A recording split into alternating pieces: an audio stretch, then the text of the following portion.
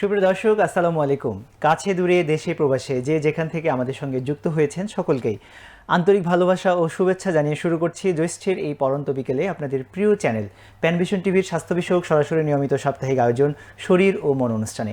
দর্শক, অনুষ্ঠানটি প্যানভিশন টিভিতে, প্যানভিশন টিভির অফিসিয়াল ফেসবুক পেজ এবং ইউটিউব থেকে সরাসরি সম্প্রচারিত হচ্ছে। দর্শক, প্রতি সপ্তাহের তুলনায় প্রতি সপ্তাহের মতো আজও আমরা একটি গুরুত্বপূর্ণ রোগ নিয়ে আলোচনা করব। তবে শুরুতে আপনাদেরকে আবারও শুভেচ্ছা জানাচ্ছি। আপনারা নিশ্চয়ই অবগত আছেন, সকলে আপনারা জানেন প্যানভিশন টিভি ইতোমধ্যেই তার 1 দশক পেরিয়ে 1 দশক উদযাপন করছে। এবছর 71তম দশক বছরে পদার্পণ করেছে। আমরা প্যানভিশন টিভির পক্ষ থেকে আপনাদেরকে আবারও 1 দশক পূর্তি উপলক্ষে শুভেচ্ছা ও ভালোবাসা জানাচ্ছি।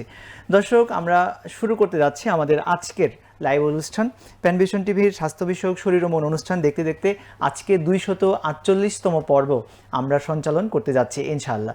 দর্শক, আজকে আমরা অতীব গুরুত্বপূর্ণ, অতীব সাধারণ এবং অতীব জরুরি একটি রোগ নিয়ে আলোচনা করব। আমরা সকলেই অবগত আছি আমাদের শরীরের কিছু বিশেষ অঙ্গ, অপরিহার্য অঙ্গ বা ভাইটাল অঙ্গ যেগুলোকে বলে, তাদের মধ্যে অন্যতম হচ্ছে হার্ট বা হৃৎপিণ্ড। দর্শক, হৃৎপিণ্ডের অকার্যকরতা বা হৃৎপিণ্ডের কাজের কোনো ধরনের ব্যাঘাত একজন মানুষের স্বাভাবিক জীবনযাপনকে যেভাবে ব্যাহত করে, এমনকি জীবন নাশ পর্যন্ত হতে পারে। মানুষের আকস্মিক মৃত্যুর যে কারণগুলো রয়েছে সেগুলোর মধ্যে শীর্ষে রয়েছে হৃদযন্ত্রের ক্রিয়া বন্ধ হয়ে যাওয়া বা হৃদরোগে আক্রান্ত হওয়া। দর্শক, তাই আজকে আমরা আলোচনা করব হৃদরোগ ও তার প্রতিকার। এবং এ বিষয়ে আলোচনা করবার জন্য আজ আমাদের সাথে উপস্থিত হয়েছেন দেশের একজন তরুণ, প্রত্যয়দীপ্ত এবং বিশিষ্ট ক্লিনিক্যাল অ্যান্ড ইন্টারভেনশনাল কার্ডিওলজিস্ট, যিনি বর্তমানে জাতীয় হৃদরোগ ইনস্টিটিউটে কার্ডিওলজিস্ট হিসেবে কর্মরত রয়েছেন। আমাদের সকলের একান্ত প্রিয়, একান্ত ভালোবাসার ডাক্তার মোহাম্মদ আশরাফুল ইসলাম। আসসালামু আলাইকুম। ওয়ালাইকুম আসসালাম। সম্মানিত উপস্থাপক এবং প্যানভিশন পরিবারের অন্যান্য সকল সদস্যবৃন্দকে জানাই আন্তরিক সালাম ও অভিনন্দন, এবং আরও শুভেচ্ছা জানাচ্ছি এই মুহূর্তে প্যানভিশন টেলিভিশনের সামনে উপস্থিত সকল দর্শকবৃন্দকে।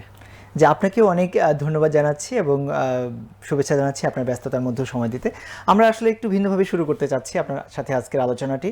আমরা আজকে মূলত কথা বলবো হৃদরোগ ও প্রতিকার এই বিষয়ে, যে বিষয়ে আপনি অগণন মানুষকে সেবা দিয়ে যাচ্ছেন নিয়মিত। এ বিষয়ে আপনার অভিজ্ঞতাও অনেক, মাশাআল্লাহ। আমরা শুরুতে আপনার একটু অনুভূতি শুনবো, যে আপনি ইতিমধ্যেই জেনেছেন যে প্যানভিশন টিভি তার প্রতিষ্ঠা লগ্ন থেকে এগিয়ে চলতে চলতে এই বছরে 1 দশক পূর্ণ করলো। গত সপ্তাহে তার বর্ষপূর্তিতে 1 দশক পূর্ণ হয়েছে। এ বিষয়ে আপনার শুভেচ্ছা বাণী কি, খুব সংক্ষেপে? প্যানভিশন টেলিভিশন একটি জনপ্রিয় টেলিভিশন। আমি দীর্ঘদিন ধরেই এই টেলিভিশনটাই ফলো করে আসছি। তো এই দশক পূর্তিতে প্যানভিশন টেলিভিশনকে জানাই আন্তরিক শুভেচ্ছা ও অভিনন্দন, এবং যারা নিয়মিত দর্শক শ্রোতা প্যানভিশন টেলিভিশনে, তাদেরকেও জানাই আন্তরিক শুভেচ্ছা ও অভিনন্দন। প্যানভিশন সবসময় সত্যের পক্ষে আছে এবং সত্যের পক্ষে থাকে, এবং এখানে এই টেলিভিশনের বিভিন্ন ধরনের অনুষ্ঠান বিভিন্নভাবে মানুষকে উপকৃত করে আসছে। সো আমি চাই প্যানভিশন টিভির এই কার্যক্রম সুষ্ঠু সুন্দরভাবে পরিচালিত হোক। অনেক ধন্যবাদ জানাচ্ছি আপনাকে আপনার সুন্দর অনুভূতি ব্যক্ত করবার জন্যে। আমরা আমাদের আজকের আলোচনার মূল পর্বে আসতে চাই। তার আগে আমি একটু দর্শকদেরকে রিকোয়েস্ট করে আসতে চাই। দর্শক, আমাদের এই অনুষ্ঠানটি প্যানভিশন টিভিতে, প্যানভিশন টিভির অফিসিয়াল ফেসবুক পেজ এবং ইউটিউব থেকে সরাসরি সম্প্রচারিত হচ্ছে। এবং আজকের এই জনগুরুত্বপূর্ণ বিষয়টিতে যদি আপনাদের কোনো প্রশ্ন থাকে, আপনারা স্ক্রলে দেখানো ফোন নাম্বারটিতে ফোন করার মাধ্যমে সরাসরি প্রশ্ন করতে পারেন, অথবা ফেসবুক এবং ইউটিউবে কমেন্ট করার মাধ্যমেও আপনারা আপনাদের প্রশ্ন কিংবা অনুভূতি বা যে কোনো মতামত আপনারা জানাতে পারেন। দর্শক, আসুন আমরা আজকে আমাদের সম্মানিত অতিথির সাথে আজকের এই জনগুরুত্বপূর্ণ বিষয়টি নিয়ে আলোচনায় যুক্ত হই। ডক্টর আশরাফুল ইসলাম, আপনি হৃদরোগের চিকিৎসা দিয়ে চলছেন। বর্তমানে বাংলাদেশ, বিশ্ব এবং বাংলাদেশ মিলিয়ে যদি বলি, বাংলাদেশে আসলে এই হৃদরোগে আক্রান্ত রোগীদের প্রবণতা বা সংখ্যা, বা এই হৃদরোগে কীরকম রোগী আপনারা পাচ্ছেন, বা কীরকম সংখ্যক মানুষ আক্রান্ত হচ্ছে বলে আপনার কাছে মনে হচ্ছে? জি, আমি বহির্বিশ্বের এক্সাম্পল দিয়ে আমি শুরু করতে চাচ্ছি। শুধু বাংলাদেশ না, পুরা পৃথিবীতেই এই যে হৃদরোগ বা হৃদরোগে আক্রান্ত হয়ে মৃত্যুর সংখ্যা অন্যান্য রোগের তুলনায় অনেক বেশি। প্রতি বছর হৃদরোগে আক্রান্ত হয়ে স্টিল এখন পর্যন্ত সারা বিশ্ব এবং বাংলাদেশে সবচেয়ে বেশি মানুষ মারা যায়। তো আমাদের দেশেও দিন দিন হৃদরোগে আক্রান্তের সংখ্যা বাড়তে আছে এবং এবং প্রতি বছরই হৃদরোগে আক্রান্ত রোগীর সংখ্যা এবং মৃত্যুর হার বাড়ছে অনেক বেশি, এবং প্রতিনিয়তই তো এরকম রোগী হৃদরোগে আক্রান্ত হচ্ছে, মৃত্যুবরণ করছে, এবং যারা বেঁচে থাকছেন তাদেরও কিন্তু জীবন আসলে অনেকাংশেই একটু কষ্টকর হয়ে থাকে অনেকের ক্ষেত্রে, যদি সেটা সুচিকিৎসা সঠিক সময় না পায়। আসলে এই জন্যই আমরা মূলত আজকে আলোচনায় যুক্ত হচ্ছি, যে মানুষদেরকে আমরা জানাতে চাই যে হৃদরোগে যদি আক্রান্ত কেউ হয়ে যান তাহলে তো কী করবেন, আর যেন আক্রান্ত না হন সেক্ষেত্রে কী পরামর্শ, এটা আমরা আপনার কাছ থেকে নিব। তো শুরুতেই আমরা আপনার কাছ থেকে জানতে চাইবো যে হৃদরোগ বলতে আসলে কি বোঝায়, এবং আমাদের দেশে সবচেয়ে বেশি কোন ধরনের হৃদরোগ দেখা যায়? হৃদরোগ বলতে বোঝায় সাধারণত হৃদযন্ত্রের বিভিন্ন ধরনের রোগ এবং হৃদযন্ত্রের যে রক্তনালীগুলো আছে এই রক্তনালীর রোগগুলোকে সামষ্টিকভাবে হৃদরোগ বোঝায়। এবং এর মধ্যে সবচেয়ে বেশি এবং সবচেয়ে উল্লেখযোগ্য হৃদরোগ হচ্ছে করোনারি আর্টারি ডিজিজ বা ইসকেমিক হার্ট ডিজিজ, এবং এটি হচ্ছে আমাদের হার্ট অ্যাটাকের সবচেয়ে মেইন কারণ। আমাদের যে হার্ট অ্যাটাক হয় সাধারণত, এই হার্ট অ্যাটাকের মেইন কারণ হচ্ছে করোনারি আর্টারি ডিজিজ বা ইসকেমিক হার্ট ডিজিজ। জি, অনেকগুলো রোগের মধ্যে আমরা মূলত আজকে, যেহেতু আপনি বলেছেন যে হৃদরোগের সবচেয়ে প্রধান বা সবচেয়ে বেশি আক্রান্ত হয় যেটাকে করোনারি আর্টারি ডিজিজ বা ইসকেমিক হার্ট ডিজিজ, বা আমাদের সাধারণ মানুষ যেটাকে হার্ট অ্যাটাক বলে হয়তো বা চিনে থাকবেন, আমরা আপনার কাছে জানবো যে এই হৃদরোগের আক্রান্ত হবার প্রধান ঝুঁকিপূর্ণ কারণগুলো কি কি রয়েছে? জি, এই সাধারণত হার্ট অ্যাটাক হওয়ার আগে কিছু ঝুঁকি থেকে থাকে, যেগুলো একজন মানুষের শরীরে থাকলে তার হার্ট অ্যাটাক হওয়ার সম্ভাবনা বেশি থাকে। এর মধ্যে উল্লেখযোগ্য হচ্ছে ডায়াবেটিক্স মেলাইটাস, উচ্চ রক্তচাপ, তারপরে আপনার ওবিসিটি, এবং রক্তে যদি চর্বির পরিমাণ যদি বেশি থাকে, এবং ধূমপান একটা গুরুত্বপূর্ণ ঝুঁকির মধ্যে পড়ে। তারপরে আপনার অতিরিক্ত স্ট্রেস বা মানসিক চাপ, তারপরে আপনার অনিয়ন্ত্রিত খাদ্যাভ্যাস, এবং সাধারণত বয়স্ক পেশেন্টদের বা বয়স্ক মানুষের এই হৃদরোগে আক্রান্ত হওয়ার সম্ভাবনা বেশি থাকে। জি, উচ্চ রক্তচাপের কথা আপনি বলেছেন, উচ্চ রক্তচাপ, ডায়াবেটিস এবং রক্তে চর্বি জমে হৃদরোগে আক্রান্ত হয়, এগুলো আসলে কিভাবে হৃদযন্ত্রকে প্রভাবিত করে, যদি আমাদেরকে একটু আপনি ধারণা দিতেন। সাধারণত ডায়াবেটিস বা উচ্চ রক্তচাপ এই রোগগুলো হৃৎপিণ্ডের যে রক্তনালী আছে এই রক্তনালীর উপর ইফেক্ট ফেলে এবং রক্তনালীগুলোকে সাধারণত সংকুচিত করে দেয়, ফলে রক্ত চলাচল ব্যাহত হয় এবং পরবর্তী যে কোনো সময় এই ছোট ছোট রক্তনালীগুলো 100% ব্লক হয়ে এই সাধারণত হার্ট অ্যাটাক বা ইসকেমিক হার্ট ডিজিজগুলো হয়ে থাকে। আচ্ছা, আমি যদি একটা একেবারে প্রাথমিক প্রশ্ন আপনার কাছ থেকে জানতে চাই, সেটি হচ্ছে যে আমরা তো জানি যে হৃৎপিণ্ড একটা অতীব গুরুত্বপূর্ণ একটি অঙ্গ, এটি ছাড়া আসলে বেঁচে থাকা সম্ভব নয়। এই হৃৎপিণ্ডের কাজ কি? আসলে হৃৎপিণ্ডটা হচ্ছে আমাদের শরীরের হচ্ছে প্রাণ। জি, এটা আমাদের শরীরে সাধারণত অক্সিজেনযুক্ত যে রক্তটা আছে এটা আমাদের দেহের বিভিন্ন অঙ্গ প্রত্যঙ্গে সাপ্লাই করে। হৃৎপিণ্ডটা দেখা যাচ্ছে যে পাম্প করে আমাদের শরীরের যে রক্ত সেটা দেহের বিভিন্ন প্রান্তে পাঠায় এবং এই অক্সিজেন সম্পূর্ণ রক্ত মাধ্যমে আমাদের শরীরের বিভিন্ন ধরনের ক্রিয়া প্রতিক্রিয়া হয়ে থাকে। তার মানে যদি হৃৎপিণ্ডের থেকে রক্ত যদি শরীরের গুরুত্বপূর্ণ অন্য অঙ্গগুলোতে না যায়, তাহলে সেটাও তো তার কার্যক্ষমতা হারিয়ে ফেলবে, যেমন ব্রেইন, কিডনি বা এরকম গুরুত্বপূর্ণ অঙ্গগুলো, তারপরে লিভার। তার মানে অন্যদেরকে সঠিক মতো কার্যক্ষম থাকার জন্য হৃৎপিণ্ড কার্যকর থাকা খুবই জরুরি। খুবই জরুরি। জি, অনেক ধন্যবাদ জানাচ্ছি আপনাকে। আপনি একটি গুরুত্বপূর্ণ বিষয় বলেছেন, ঝুঁকির মধ্যে গুরুত্বপূর্ণ বলেছেন আপনি ধূমপান, তামাক, এই ধরনের বিষয়গুলো আপনি বলেছেন, এবং আরও বিভিন্ন ধরনের অসুস্থ জীবনাচরণ, যেটাকে আমরা বোঝাচ্ছি, বদভ্যাস, নেশাদ্রব্য, এই জিনিসগুলো নিশ্চয়ই হৃৎপিণ্ডের উপরে প্রভাব ফেলে। তো এই বিষয়টা সম্পর্কে যদি আপনি একটু বলেন, বিশেষ করে ধূমপানকে তো এখন অনেকটা ফ্যাশন বানিয়ে ফেলা হয়েছে, সচেতন মহলও অনেকে ধূমপানের সঙ্গে যুক্ত, আপনি এই বিষয়টা সম্পর্কে যদি একটু বলতেন। জি, ধূমপানটা আসলে আমাদের সমাজে খুবই সিম্পল একটা বিষয় হয়ে দাঁড়িয়েছে। আমরা যদি একটু রাস্তাতে চলাফেরা করি বা দেখতে পাবো যে অধিকাংশ মানুষ এই ধূমপানে আক্রান্ত, এবং এই সিগারেট বা ধূমপানে সাধারণত নিকোটিন জাতীয় একটা উপাদান থাকে, এবং এই উপাদানটা আমাদের দেহের যে ছোট ছোট যে রক্তনালীগুলো আছে এই রক্তনালীগুলোকে সংকুচিত করে দেয় এবং এটা শুধু হৃৎপিণ্ড না, এটা যদি আমরা ব্রেনের ক্ষেত্রে যদি কল্পনা করি, আমরা আমাদের যে শরীরের যে হাত পা এগুলোতে যে রক্তনালীগুলো আছে এগুলোর ক্ষেত্রেও যদি চিন্তা করি, তাহলেও দেখা যাবে যে আপনার এই রক্তনালীগুলো এই ধূমপান করে এই নিকোটিনের প্রভাবে আপনার সংকুচিত হয়ে যাচ্ছে এবং আস্তে আস্তে রক্তনালীর একটা ইরিভার্সিবল চেঞ্জ দেখা দিচ্ছে। ফলে দেখা যাচ্ছে এই রক্ত চলাচলে ব্যাঘাত ঘটছে এবং এটা যদি হার্টে হয় তাহলে হার্ট অ্যাটাক হচ্ছে, এটা যদি ব্রেনে হয় তাহলে ব্রেন স্ট্রোক হচ্ছে, এবং এটা যদি হাতে বা পায়ে হয় তাহলে পেরিফেরাল আর্টারি ডিজিজ হচ্ছে এবং হাত পা নষ্ট হয়ে যাচ্ছে।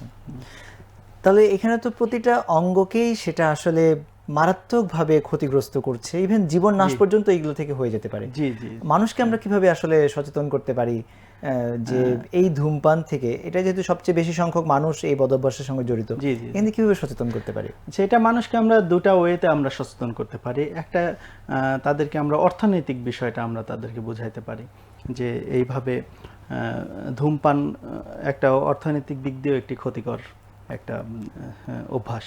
তারপরে আমাদের শারীরিক বিষয় তো আছেই, শারীরিকভাবে এই প্রবলেমগুলো ধূমপান করতে পারে, এগুলো নিয়ে আমরা জনসচেতনতা তৈরি করতে পারি।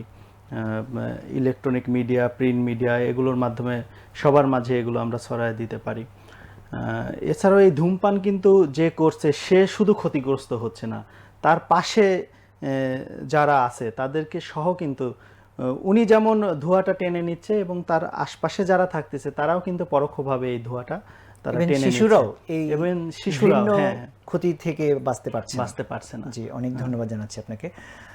আপনি হৃদরোগে আক্রান্ত হওয়ার ঝুঁকিপূর্ণ বয়সের মধ্যে বৃদ্ধ বয়সের মানে বয়স্ক মানুষদের কথা বলেছেন, কিন্তু বর্তমান আমাদের কিছু তথ্য এবং নিউজে আমরা দেখতে পাই যে অনেক কম বয়সের মানুষজনও অনেক ক্ষেত্রে হৃদরোগে আক্রান্ত হচ্ছে, ইভেন মৃত্যু পর্যন্ত হওয়ার তথ্য আমরা পাচ্ছি এবং এটা বাড়ছে। এটার কি কারণ আপনার কাছে মনে হয়? এক্ষেত্রে আমি যে বিষয়টা সবচেয়ে গুরুত্ব দেব, আমাদের এখনকার যে যুব সমাজ তারা বিভিন্নভাবে বিভিন্ন ধরনের নেশায় অভ্যস্ত হয়ে পড়ছে। একটা ধূমপানের কথা তো আমরা উল্লেখ করলামই। অধিকাংশ আমাদের যে এখন যে তরুণরা আছে, যুবকরা আছে, তারা দেখা যাচ্ছে যে স্কুল লাইফ থেকে এই ধূমপানে অভ্যস্ত হয়ে যাচ্ছে বিভিন্ন কারণে। দেন আমাদের এখন যে লাইফ স্টাইলটা, এটা একটা সেডেন্টারি লাইফ স্টাইল। আমরা সাধারণত মুভ করতে চাই না, কাজ করতে চাই না, পরিশ্রম করতে চাই না। তো সেডেন্টারি লাইফ স্টাইলটা একটা মানে ইসকেমিক হার্ট ডিজিজ বা করোনারি আর্টারি ডিজিজের একটা অন্যতম রিস্ক ফ্যাক্টর। এছাড়াও আমাদের যে খাদ্যাভ্যাস, সাধারণত আমরা এখন দেখা যাচ্ছে বাইরের খাবার বেশি খাই, ফাস্ট ফুড খেয়ে থাকি, তারপরে বেকারি ফুডগুলো বেশি পছন্দ করে থাকি, তারপরে কোল্ড ড্রিঙ্কস, এগুলো আমরা সাধারণত বেশি বেশি করে খাচ্ছি। সো এই প্রত্যেকটা বিষয়েই হৃদ রোগের জন্য খুবই গুরুত্বপূর্ণ এবং আমাদের এই যুব সমাজ বা ইয়াং জেনারেশন এই কাজগুলো অহরহ করে বেড়াচ্ছে। সো এ কারণেই দেখা যাচ্ছে যে তাদেরও হৃদরোগের ঝুঁকিটা খুব বেশি মাত্রায় বেড়ে যাচ্ছে ইদানিং। আমাদের সমাজ, সামাজিকতা, পরিবেশ, বাস্তবতা, বিভিন্ন কারণে অনেককে বিভিন্ন মানসিক চাপ নিয়ে থাকতে হয়। এটা হতে পারে চাকরি প্রত্যাশীদের হতাশা, পারিবারিক কলহ বা রাজনৈতিক বিভিন্ন দ্বন্দ্ব, অনেকের বিভিন্ন মানসিক চাপ থাকে। এই মানসিক চাপগুলো কি কোনোভাবে হৃৎপিণ্ডকে বা হৃদযন্ত্রকে প্রভাবিত করে? মানসিক চাপও একটা গুরুত্বপূর্ণ risk factor for coronary artery disease. আপনার মানসিক চাপে পড়ে দেখা যাচ্ছে যে অনেকেরই স্ট্রেস হরমোন রিলিজ হচ্ছে। এই স্ট্রেস হরমোনগুলো আমাদের শরীরে অনেক ক্ষেত্রে হাইপারটেনশনের জন্য দায়ী, অনেক ক্ষেত্রে ডায়াবেটিসের জন্য দায়ী। অর্থাৎ আমরা যদি চিন্তা করি তাহলে পরোক্ষভাবে এই যে মানসিক চাপ থেকে স্ট্রেস হরমোন, তারপরে diabetes, hypertension, ultimately coronary artery disease বা হৃদরোগের একটা অন্যতম ঝুঁকির কারণ আমরা বলতে পারবো। জি, অনেক ধন্যবাদ জানাচ্ছি আপনাকে। আমরা এই পর্যায়ে আপনার কাছে সবচেয়ে গুরুত্বপূর্ণ প্রশ্নটি জানতে চাই, কেউ যদি হার্ট অ্যাটাক করে বা হৃদরোগে আক্রান্ত হয় তাহলে তার সাধারণ লক্ষণগুলো কি কি প্রকাশ পাবে এবং এই লক্ষণগুলো কখন জটিল পর্যায়ে, কোন পর্যায়ে গেলে তাকে দ্রুত হসপিটালে নিতে হবে? হৃদরোগের বিভিন্ন ধরনের লক্ষণ আছে, তার মধ্যে সবচেয়ে গুরুত্বপূর্ণ এবং উল্লেখযোগ্য লক্ষণ হচ্ছে বুকে ব্যথা অর্থাৎ চেস্ট পেইন, এবং এই বুকে ব্যথার হচ্ছে একটা বিশেষ ক্রাইটেরিয়া আছে। অন্য অন্য ব্যথার মতো বুকে আমাদের যে ইসকেমিক হার্ট ডিজিজের ব্যথাটা অন্য অন্য ব্যথার মতো হবে না। এই ব্যথাটা হবে আপনার সেন্ট্রাল চেস্ট পেইন হবে, সেন্ট্রাল বুকের মাঝখানে সেন্ট্রালি হবে, কোনো পয়েন্টে না, সেন্ট্রালি হবে। পেশেন্টগুলো সাধারণত পুরা বলবে যে পুরা বুকে ব্যথাটা ছড়িয়ে পড়ে, এবং এই ব্যথাটা আপনার এক্সারশনে বাড়বে, মানে আপনি পরিশ্রম করলে, সিঁড়ি বাইলে বা ভারী কোনো কাজ করলে আপনার এই ব্যথাটা বাড়বে, এবং আপনার রেস্ট নিলে এই ব্যথাটা চলে যাবে। এই ব্যথাটার আরও একটা উল্লেখযোগ্য বৈশিষ্ট্য হচ্ছে ব্যথাটা বিভিন্ন দিকে ছড়িয়ে যেতে পারে। সাধারণত দেখা যায় যে এটা আমাদের চোয়াল, তারপরে বাম সাইডে ঘাড়, তারপরে ইনার আর্ম যেটা আমরা বলি হাতের বা বাহুর ভিতরের সাইডে এই ব্যথাটা ছড়িয়ে পড়তে পারে। এছাড়াও এটার সাথে আপনার যদি অ্যাকুট হার্ট অ্যাটাক হয় তাহলে তাৎক্ষণিক ব্যথাটা শুরু হবে, এবং এটার সাথে সাথে আপনার শরীরের ঘাম দিতে পারে, পেশেন্টের বমি হতে পারে বা বমি বমি ভাব হতে পারে।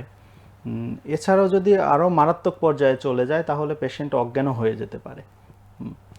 তো আমরা কখন পেশেন্টকে দ্রুত আমরা হাসপাতালে নেব বা ডাক্তারের শরণাপন্ন হব, কখন আমরা যদি ব্যথাটা যদি সাডেন অনসেট হয়, মানে খুব দ্রুত যদি ব্যথাটা শুরু হয় এবং ব্যথাটা যদি 15 মিনিটের বেশি থাকে, এবং যে ক্রাইটেরিয়াগুলো আমরা বললাম যে বুকে চাপ দিয়ে ধরা, পেশেন্ট যদি ঘামতে থাকে এবং পেশেন্ট যদি বমি করে, তাহলে আমরা দ্রুত, এবং বা পেশেন্ট যদি অজ্ঞান হয়ে যায় তাহলে আমরা দ্রুত ডাক্তারের শরণাপন্ন হব অথবা নিকটস্থ হসপিটালে তাকে নিয়ে যাব।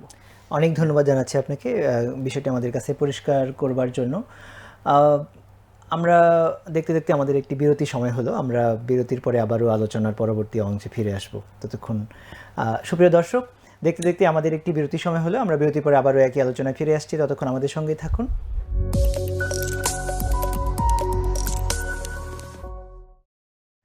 সুপ্রিয় দর্শক, বিরতির পরে আপনাদের আবারও স্বাগত জানাচ্ছি। আপনারা দেখছেন প্রিয় চ্যানেল প্যানভিশন টিভির স্বাস্থ্য বিষয়ক সরাসরি নিয়মিত সাপ্তাহিক আয়োজন শরীর ও মন অনুষ্ঠান। আজ আমরা কথা বলছি খুবই গুরুত্বপূর্ণ একটি বিষয় নিয়ে, তা হচ্ছে হৃদরোগ ও প্রতিকার। এ বিষয়ে আলোচনা করছেন, আমাদের সাথে উপস্থিত রয়েছেন জাতীয় হৃদরোগ ইনস্টিটিউটে কার্ডিওলজিস্ট হিসেবে কর্মরত ডাক্তার আশরাফুল ইসলাম। বিরতির পরে আপনাকে আবারও স্বাগত জানাচ্ছি আমাদের আজকের আলোচনায়। আপনি আমাদেরকে হার্ট অ্যাটাক নিয়ে তথা হৃদরোগের আদ্যপান্ত বিভিন্ন গুরুত্বপূর্ণ বিষয়গুলো নিয়ে ইতিমধ্যে অনেকগুলো পরামর্শ এবং তথ্য আপনি সুন্দরভাবে আমাদেরকে দিয়েছেন। আমরা আলোচনা করছিলাম যে হৃদরোগের লক্ষণগুলো কী কী। আপনি অনেকগুলো বিষয় বলেছেন। হৃদরোগের এরকম লক্ষণ যদি কারো ভিতরে প্রকাশ পায় তাহলে তার আশেপাশে যারা রয়েছেন, পরিবারের সদস্য অথবা সহকর্মী যদি তিনি কর্মস্থলে থেকে থাকেন, তাদের ঠিক ওই সময়টাতে কী করণীয়? এক্ষেত্রে রোগী বা পেশেন্টের দিকে নজর রাখতে হবে। জি। এবং যদি বিষয় এরকম সাসপেক্ট হয় যে পেশেন্ট হার্ট অ্যাটাক হয়েছে এবং লক্ষণগুলোর সাথে যদি মিলে যায় তাহলে দ্রুত হসপিটালে পেশেন্টকে নিয়ে যেতে হবে। এবং হসপিটালে গিয়ে যে কাজটা করতে হবে, পেশেন্টকে আমরা বলি স্ট্যাট ডোজ বলি, যে ইকোস্প্রিন এবং ক্লোপিডোগ্রেলের কম্বিনেশনে আমরা 300 মিলিগ্রাম করে পেশেন্টকে আমরা এই ওষুধটা দিতে পারি। আমাদের একটা ফোন এসেছে, আমরা ফোনটা নিয়ে আলোচনায় আবার ফিরে আসছি। প্রিয় দর্শক, কে আছেন আমাদের সাথে? আপনার পরিচয় দিয়ে প্রশ্ন করুন। ওয়ালাইকুম আসসালাম। আমি ঢাকা থেকে বলছিলাম। জি। আমার হচ্ছে যে ইদানিং মাঝে মাঝে প্রেশার ফল করতেছে। জি। প্রেশার 60/90 তে চলে আসছে। তারপরে হচ্ছে যখন প্রেশার ফল করে আমার বাম হাত এবং বাম পা, মানে এই দুটো হচ্ছে যে দিন করে মনে হয় যেন একটু অবশ হয়ে যাচ্ছে এরকম। জি। পাশাপাশি হচ্ছে যে চোখ, বাম চোখটাও সেম হচ্ছে, মনে হয় যেন এই বাম চোখটা একটু চিমারে দিচ্ছে, মনে এরকম আমি এনার্জি পাচ্ছি না এরকম। দর্শক, আপনার বয়সটা কি একটু আমাদের বলবেন? চোখের লক্ষণ কিনা, আপনার বয়সটা একটু আমাদের বলবেন? চোখের লক্ষণ কিনা একটু যদি আমাকে জানাবেন। দর্শক, আপনার বয়স কত আমাদেরকে জানাবেন? আমার 32। 32। আচ্ছা, আর কোনো কিছু জানার আছে কিনা এই প্রশ্নের উত্তর দেওয়ার জন্য? আচ্ছা, কেটে গিয়েছে। তিনি যেটা প্রশ্ন করেছেন যে তার রক্তচাপ তিনি হয়তো বা মাপিয়েছেন, তিনি কম পাচ্ছেন, তিনি একটা রেঞ্জ, একটা মাপও বলেছেন যে 90/60 এরকম তিনি প্রেশার পাচ্ছেন, এবং এই সময়টাতে তার হাত পা একটু ঝিমঝিম করে, এরকম কিছু কমপ্লেন তিনি বলছিলেন। তো তার জন্য কি পরামর্শ দিবেন? জি, রক্ত চাপের সাথে হৃদরোগের একটা গভীর সম্পর্ক আছে। জি, সাধারণত দেখা যায় যে আমাদের যে হৃদরোগের যে রোগীগুলো থাকে তাদের অনেক সময় এই লো প্রেশার থাকতে পারে, ব্লাড প্রেশার অনেক সময় কমে যায়। তো এক্ষেত্রে আমি তাকে একজন কার্ডিওলজিস্টের শরণাপন্ন হওয়ার আমি পরামর্শ দিচ্ছি, এবং উনি এক্ষেত্রে একটা ইসিজি বা ইকোকার্ডিওগ্রাম এই পরীক্ষাগুলো উনি করতে পারে, জি। করে উনি ওনার হার্টটা সুস্থ আছে কিনা এটা দেখতে পারে। আর এই প্রেশার যেটা কম, উনি যে রেঞ্জ বলছেন 90/60, এবং এটা আমি জাস্ট একটু সাধারণ সবার জন্যই প্রশ্নটা ওপেন করে দিচ্ছি, কারণ এরকম সমস্যা আমাদের অনেকেই দেখা যায়, এবং পরিবারের সদস্যরা অনেক সময় হয়তো বা কোথাও প্রেশার মেপে নিয়েছে যেটা এরকম 90/60 পেয়েছে। এরকম যদি পেয়ে যায় তাহলে এটার জন্য কি উদ্বিগ্ন হওয়ার কোনো কারণ আছে কিনা, বা তার জন্য কোনো হোম ট্রিটমেন্ট বা কোনো বিশেষ ব্যবস্থার পরামর্শ দিবেন কিনা? ওকে, অ্যাকচুয়ালি আমাদের যে নর্মাল প্রেশারের যে রেঞ্জটা, আমরা যদি ডায়াস্টোলিক সিস্টোলিক প্রেশারের কথা বলি, তাহলে সিস্টোলিক প্রেশারের নর্মাল রেঞ্জটা কিন্তু 90 থেকে 140, জি, আর ডায়াস্টোলিক প্রেশারের রেঞ্জ হচ্ছে 60 থেকে 90। এবং যদি আমাদের দেশের পার্সপেক্টিভে এটা বলি, তাহলে দেখা যায় যে আমাদের দেশে কিন্তু অধিকাংশ যে ফিমেল পেশেন্টগুলো আছে, যে ফিমেল যে মানুষগুলো আছে, ওনাদের প্রেশারটার এই রেঞ্জটা কিন্তু আরও কম আমাদের দেশের ক্ষেত্রে। দেখা যায় যে সিস্টোলিক প্রেশারের ক্ষেত্রে এটা নর্মাল রেঞ্জ দেখা যাচ্ছে 80-তে চলে আসছে, আবার ডায়াস্টোলিকের ক্ষেত্রে দেখা যাচ্ছে আপনার 50-তে চলে আসছে। সো আমি মনে করি যে কারো প্রেশার যদি সিস্টোলিক যদি 90 থাকে এবং ডায়াস্টোলিক যদি 60 থাকে, তাহলে অতটা ওরিড হওয়ার আমি প্রয়োজন মনে করি না। এবং এটা আমাদের দেশের ক্ষেত্রে এটা একদম টোটালি একটা নর্মাল প্রেশার। অনেকেই আসলে উদ্বিগ্ন হয়ে যান, এবং এটার জন্য কোনো বিশেষ খাবার দাবারের কোনো প্রচলিত কিছু খাবারের কথা কিন্তু প্রচলিত আছে গ্রামেগঞ্জে বা মানুষের কাছে, যে এই সময় একটু ডিম খেতে হয় বা খাবার স্যালাইন খেতে হয়। এই বিষয়গুলোর কি আসলে কোনো বিশেষ পরামর্শ দেওয়া যায় কিনা মানুষদেরকে? এক্ষেত্রে কারো যদি এরকম 90/60 যদি থাকে প্রেশার, এবং সে যদি একটু সিমটোমেটিক হয়, যে দেখা যাচ্ছে যে দাঁড়ালে মাথা ঘুরতেছে বা মাথাটা ঝিমঝিম করতেছে, সেক্ষেত্রে তারা এই ধরনের পুষ্টিকর খাবার খেতে পারে, ডিম বা স্যালাইন খেতে পারে। তবে এটা যে অনেক মানে গুরুত্বপূর্ণ রোগ যে ইন্ডিকেট করতেছে, বিষয়টা এরকম না। জি, অনেক ধন্যবাদ জানাচ্ছি আপনাকে। আমরা আপনার কাছ থেকে জানতে চাইবো যে এই হৃদরোগে আক্রান্ত বা লক্ষণ নিয়ে যদি কেউ আপনাদের কাছে যায়, তখন তো সেই রোগটা নির্ণয় করতে হবে, কনফার্ম করতে হবে। তো হৃদরোগ নির্ণয় করবার জন্য বিশেষ কি কি ধরনের পরীক্ষা নিরীক্ষা প্রচলিত আছে বা প্রয়োজন হয়ে থাকে? এটা ডিপেন্ড করে হচ্ছে আপনার সাইন সিমটমের উপর। জি, মানে পেশেন্টটা কি ধরনের লক্ষণ নিয়ে আসছে আমাদের কাছে। তবে আমি যদি মোটা দাগে যদি আমি বলতে চাই, তাহলে আমাদের পেশেন্টগুলোকে আমরা সাধারণত যে ইনভেস্টিগেশনগুলো করে থাকি, এর মধ্যে উল্লেখযোগ্য হচ্ছে আপনার একটা কমপ্লিট ব্লাড কাউন্ট আমরা করে থাকি, কারণ রক্তের পরিমাণের সাথে হৃদরোগের একটা গভীর সম্পর্ক আছে। দেখা যাচ্ছে কারো হার্ট ভালো আছে, কিন্তু শরীরে রক্ত কম থাকলে অনেক সময় বুকে ব্যথা হয়। তারপরে আমরা এদের ডায়াবেটিস টেস্টটা করে থাকি, এবং এছাড়াও আমরা তাদের লিপিড প্রোফাইল, যেটা চর্বির যে পরীক্ষাটা, এটা করে থাকি, টিএসএইচ করে থাকি। এছাড়াও গুরুত্বপূর্ণ যেটা স্পেসিফিক ফর হার্ট, হৃদরোগের জন্য, এগুলোর মধ্যে উল্লেখযোগ্য হচ্ছে ইসিজি, তারপর ইকোকার্ডিওগ্রাম, দেন আপনার ইটিটি, এগুলো গুরুত্বপূর্ণ। আর সেকেন্ড স্টেপে যে পরীক্ষাগুলো আমরা সাধারণত করে থাকি, এর মধ্যে উল্লেখযোগ্য পরীক্ষা হচ্ছে করোনারি এনজিওগ্রাম, এটা আমরা করে থাকি সাধারণত। জি, অনেক ধন্যবাদ জানাচ্ছি আপনাকে। এই হৃদরোগের চিকিৎসার জন্য, যেহেতু এটা একটা জরুরি অবস্থা, এবং ঠিক জরুরি অবস্থায় সঠিক চিকিৎসাটা যদি নিতে পারে, অনেক অকাল মৃত্যু থেকে কিন্তু মানুষ বেঁচে যেতে পারে। তো আপনি ইসিজির কথা বলেছেন, এটার জন্য তো একজন মানুষকে সবসময় খুব বড় সেন্টারে যাওয়ার কি প্রয়োজন আছে? ইসিজির জন্য বড় সেন্টারে যাওয়ার প্রয়োজন নেই। আমাদের সাধারণত যে উপজেলা যে হেলথ কমপ্লেক্স আছে এখানে ইসিজি ফ্যাসিলিটিটা অ্যাভেলেবল, এবং এখানে 24 ঘন্টা দেখা যায় একজন মেডিকেল অফিসারকে যে কোনো রোগী গিয়ে দেখাতে পারবে। জি, এবং তাদের বুকে যদি কোনো প্রবলেম হয় বা সাসপেক্টেড হার্ট অ্যাটাকের পেশেন্ট হয় তাহলে ইজিলি তারা আমাদের উপজেলা হেলথ কমপ্লেক্সে গিয়ে একটা ইসিজি করে, এবং সরকারি ফি মাত্র 80 টাকা দিয়ে কিন্তু যতটুকু আমরা জানি যে এই পরীক্ষাটা করে ফেলা যায়, মানে একটা জটিল রোগ কিন্তু খুব সহজেই একটা ধারণা অন্তত পাওয়া যেতে পারে। হ্যাঁ, একটা জটিল মারাত্মক লাইফ থ্রেটিং একটা রোগকে আমরা খুব সহজে 80 টাকার মাধ্যমে আমরা নির্ণয় করতে পারি। জি, সেক্ষেত্রে মানে জনগণের প্রতি আপনার বার্তা কি? কারণ হার্ট অ্যাটাকের রোগীর সংখ্যা বাড়ছে এবং এখন পর্যন্ত আমরা দেখতে পাই যে হার্ট অ্যাটাক করে মানুষ হয়তোবা বাসায় ডিসপেন্সারিতে চিকিৎসা নিচ্ছে, দোকানে গ্রামে চিকিৎসা নিতে নিতে বাসাতেই মৃত্যুবরণ করছে, কিন্তু হসপিটাল পর্যন্ত যাচ্ছে না, হয়তোবা অর্থনৈতিক ভয়ের কারণে অথবা চিকিৎসাকে অনেকে ভয় পাচ্ছে, এগুলোর কারণে। এই ট্যাবুটা কিভাবে ভাঙা যায় আপনি একটু যদি বলতেন এই বিষয়টা। এখন হার্ট অ্যাটাকের ক্ষেত্রে বা আমি যদি মেডিকেলের টার্ম ইউজ করি অ্যাকুট মায়োকার্ডিয়াল ইনফ্রাকশন যেটাকে বলে, এটার ক্ষেত্রে দেখা যাচ্ছে আমাদের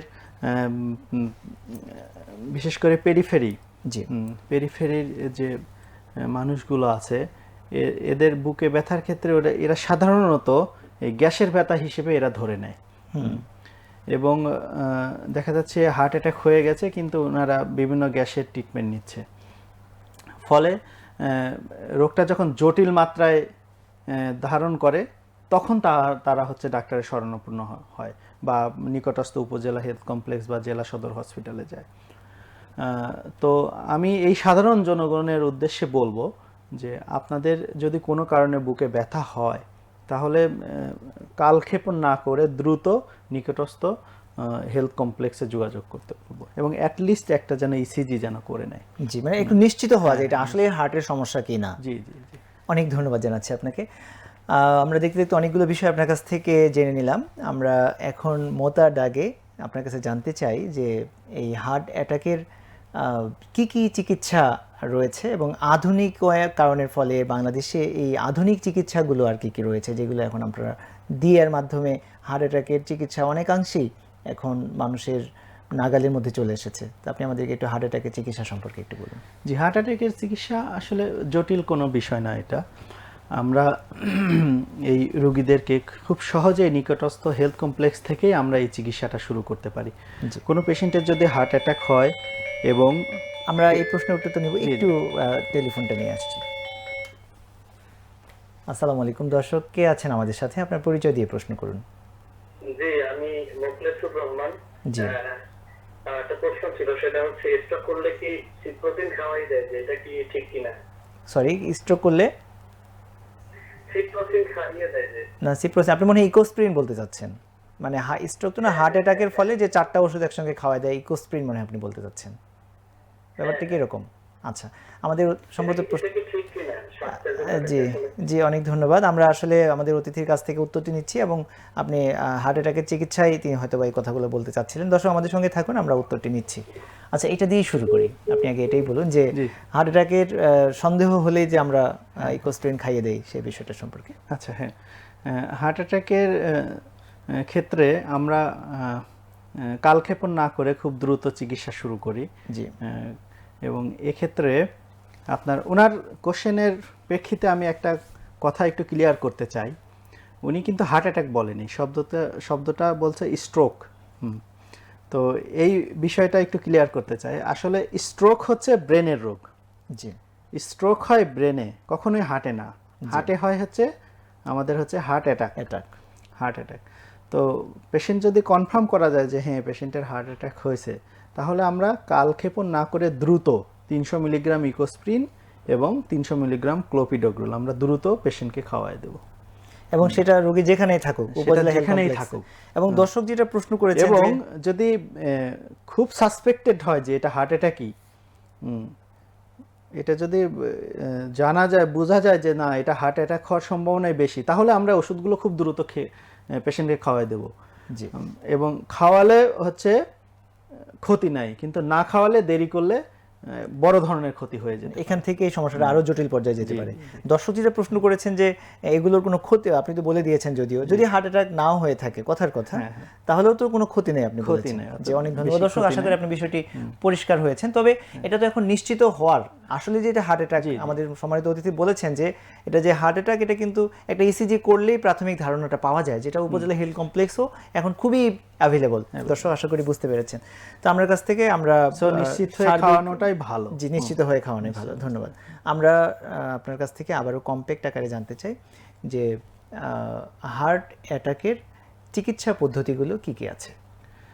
যে হার্ট অ্যাটাকের চিকিৎসা পদ্ধতির ক্ষেত্রে আমরা এতক্ষণ যে আলোচনাটা করলাম, যে কোনো পেশেন্টের যদি হার্ট অ্যাটাক হয় এবং এটা যদি কনফার্ম হয়, তাহলে আমরা সাথে সাথে এদেরকে লোডিং ডোজ দিয়ে দিই, যেটা হচ্ছে 300 মিলিগ্রাম ইকোস্প্রিন এবং 300 মিলিগ্রাম ক্লোপিডোগ্রেল। এছাড়াও আমরা তাদেরকে অ্যাটোরভাস্টাটিন দেই, আরও কিছু ওষুধ আসে, এগুলো দিয়ে থাকি। তবে এখন আমি যেটা বলবো, যেটা আধুনিক চিকিৎসা হার্ট অ্যাটাকে, এই আধুনিক চিকিৎসাটা হচ্ছে, যদি কোনো নিয়ে আসি আমরা। জি জি দর্শক, আপনার পরিচয় দিয়ে প্রশ্ন করুন। আসসালামু আলাইকুম ওয়া রাহমাতুল্লাহি ওয়া বারাকাতুহু। আমি খান বাহাদুর নওগাঁ জেলা থেকে বলছিলাম। আমি ডাক্তার সাহেবের কাছ থেকে একটি প্রশ্ন উত্তর চাচ্ছি আর কি। জি জি, আপনার বাড়িটা যদি বলতেন, বাসাটা কোথায়? নওগাঁ বলছেন। দেশের বাড়ি? আমার দেশের বাড়ি হলো পাবনা জেলার সাথিয়া থানায়। আচ্ছা আচ্ছা, ধুলাদি ইউনিয়নে। জি জি, বলেন আপনার কোশ্চেনটা করেন। বুকের বাম সাইডে দীর্ঘদিন যাবত ব্যথা কি হার্টের সমস্যা নাকি অ্যাসিডিটির কারণে এরকম হতে পারে, একটু জানতে চাই ডাক্তার সাহেবের কাছে। ধন্যবাদ আপনাকে।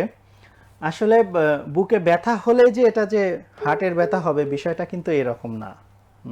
বুকে বিভিন্ন কারণে ব্যথা হতে পারে, তার মধ্যে একটা উল্লেখযোগ্য এবং গুরুত্বপূর্ণ ব্যথা হচ্ছে মানে হার্টের কারণ হচ্ছে হার্টের ব্যথা। এছাড়াও আপনার বুকে ব্যথা হতে পারে, গ্যাসের কারণে বুকে ব্যথা হতে পারে, দেন মাংসের কারণে, বুকের যে মাংসপেশি আছে মাংসপেশির কারণে বুকে ব্যথা হতে পারে, এবং ফুসফুসে যদি বিভিন্ন ধরনের প্রবলেমের কারণে বুকে ব্যথা হতে পারে। সো বুকের ব্যথা হলে যে ওটা যে হার্টের ব্যথা, বিষয়টা এরকম না। আমি একটু পূর্বেই আমি আলোচনা করেছি যে হার্টের ব্যথা হলে এই ব্যথাটার ক্রাইটেরিয়াটা বা বৈশিষ্ট্যটা কেমন হবে, এটা আমি একটু আগেই একটু আলোচনা করেছি।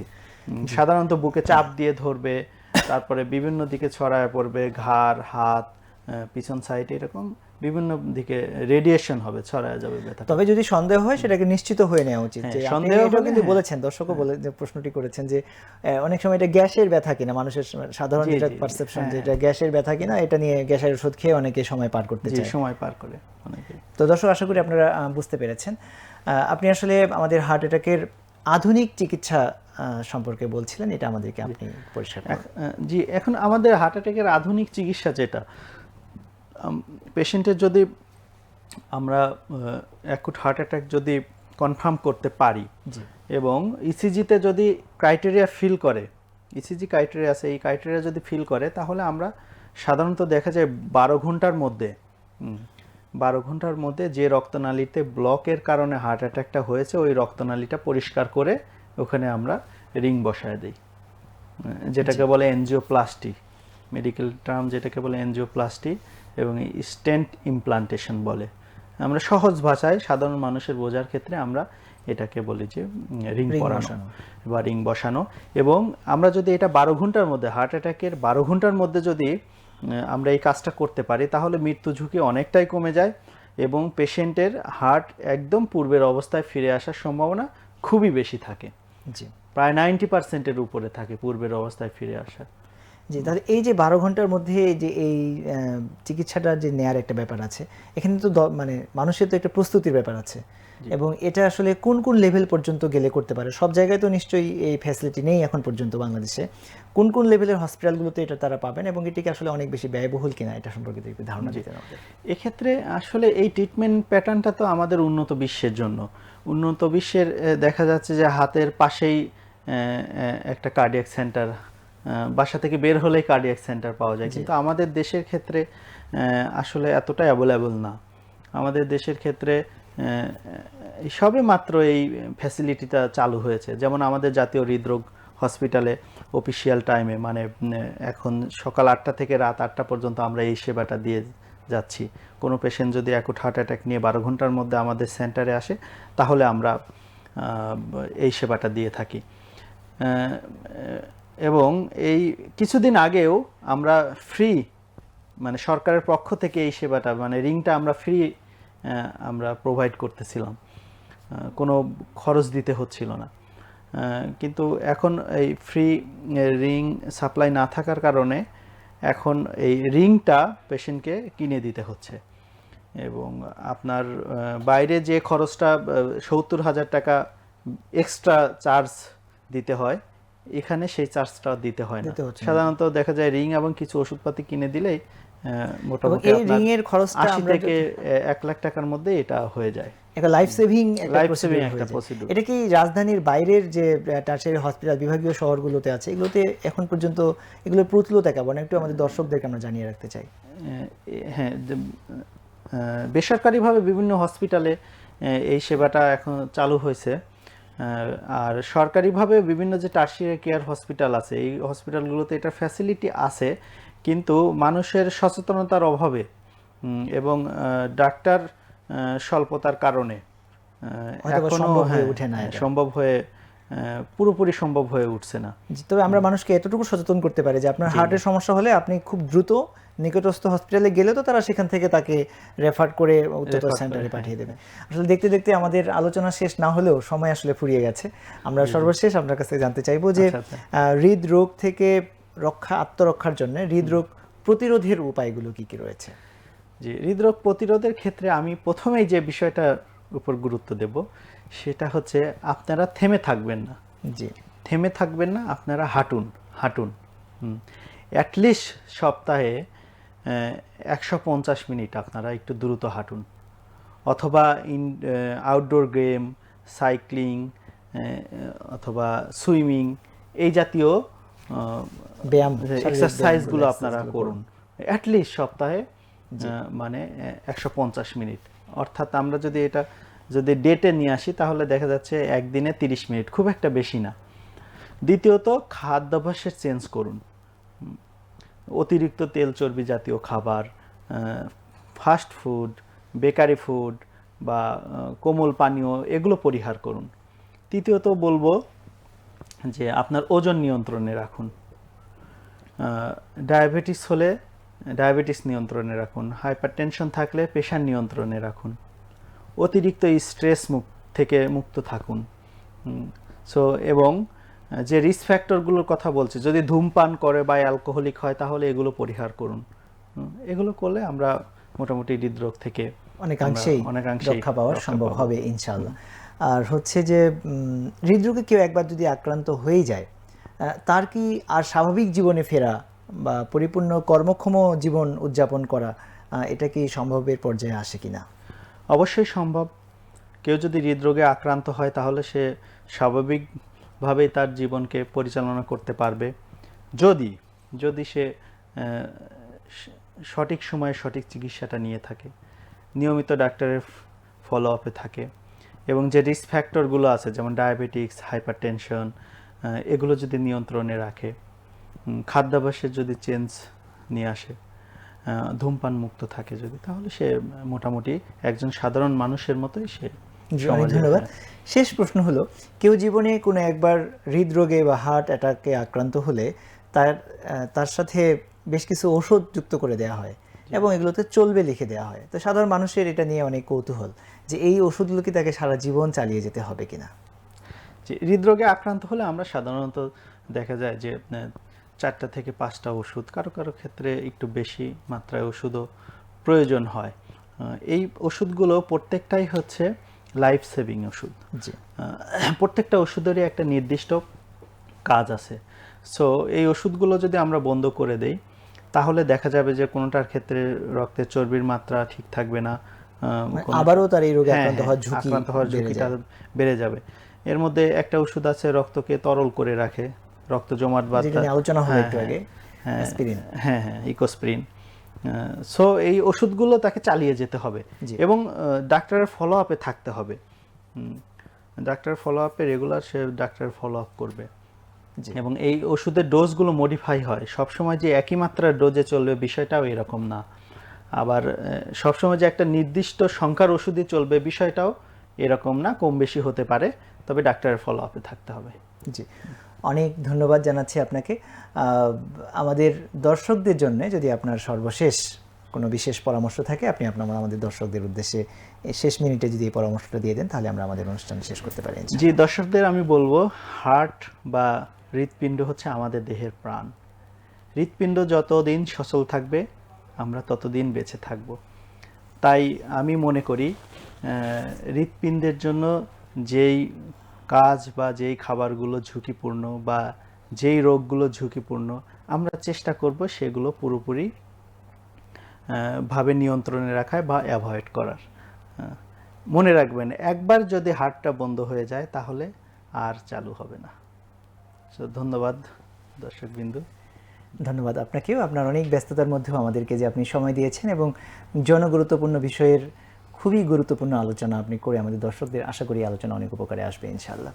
আর সুপ্রিয় দর্শক, আপনারা যারা ধৈর্য সহকারে আমাদের এই অনুষ্ঠান এতক্ষণ দেখলেন, আশা করি আজকের এই গুরুত্বপূর্ণ আলোচনাগুলো আপনাদের অনেক উপকারে আসবে ইনশাআল্লাহ। যেহেতু হৃৎপিণ্ডকে শরীরের প্রাণ বলা হচ্ছে এবং এটাকে ভালো রাখার জন্য আপনাদের আজকের এই গুরুত্বপূর্ণ আলোচনা এবং পরামর্শগুলো কাজে লাগবে। দর্শক, আপনারা যারা আমাদের সঙ্গে যুক্ত ছিলেন, আপনাদেরকে ধন্যবাদ জানাই। আসাদুর রহমান আকাশ বলেছেন আসসালামু আলাইকুম রহমতুল্লাহ। আপনাকে ওয়ালাইকুম আসসালাম দর্শক ও রহমতুল্লাহ, আপনি আমাদেরকে দেখার জন্য আপনাকে ধন্যবাদ। মুর্শিদা বেগম আমাদের সঙ্গে যুক্ত হয়েছেন, নূর মোহাম্মদ যুক্ত হয়েছেন। যারা যারা আমাদের সঙ্গে যুক্ত হয়েছেন সকলকে আন্তরিক শুভেচ্ছা, ধন্যবাদ এবং ভালোবাসা জানিয়ে আজকের অনুষ্ঠান এখানে শেষ করছি। দর্শক, পরবর্তী পর্বে আমরা ভিন্ন কোনো আরেকটি বিষয় নিয়ে আলোচনা করব। ভালো থাকবেন, সুস্থ থাকবেন। আল্লাহ হাফেজ, আসসালামু আলাইকুম।